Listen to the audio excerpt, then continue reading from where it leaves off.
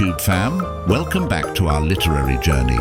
Today we're diving into the profound and gripping story penned by William Douglas, Deep Water. So buckle up, hit that subscribe button, and let's unravel the layers of fear, courage and triumph in this unforgettable narrative. All right, bookworms, before we plunge into the deep end of Deep Water, let me whisk you away with a quick recap of the picture a young William Douglas, scared of water after a traumatic incident at the beach. Determined to overcome this fear, he ventures to the YMCA pool in Yakima, only to face a terrifying misadventure. Stick around as we dissect the details and emotions in this roller coaster of a tale. Ready for the chapter, Deep Water. It brings us face to face with Douglas's lingering fear. We'll witness his struggles and the impact this traumatic event has on his relationship with water.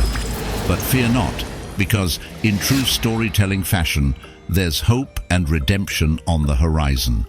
So, grab your virtual snorkels, hit that like button, and let's dive into the depths of Douglas's journey. The essay Deep Water by William Douglas recounts a traumatic childhood experience that instilled a lifelong fear of deep water in the author.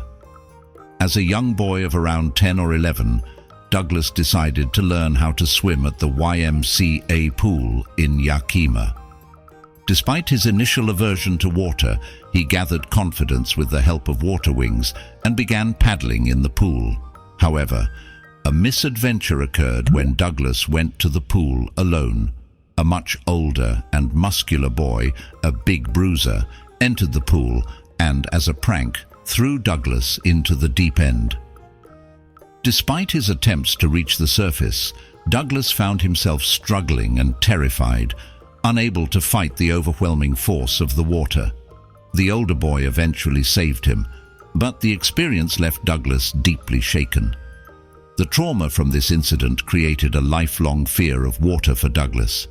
He avoided water whenever possible, and even when he later encountered different bodies of water, such as rivers and lakes, the haunting fear returned. This fear affected his enjoyment of activities like fishing, canoeing, boating, and swimming.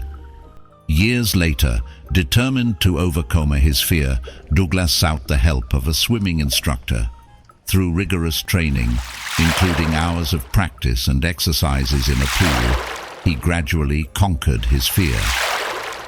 The instructor used various techniques, such as attaching a belt to Douglas and guiding him through the water. Over months of persistent effort, Douglas learned to swim and gained control over his fear. To fully test his newfound skills, Douglas embarked on more challenging water experiences. He swam in lakes, crossed rivers, and even swam across a 2-mile stretch in a New Hampshire lake. Despite occasional moments of fear, Douglas successfully conquered his deep-seated terror of water. The experience had profound meaning for Douglas, as it symbolized the conquest of fear and the will to live.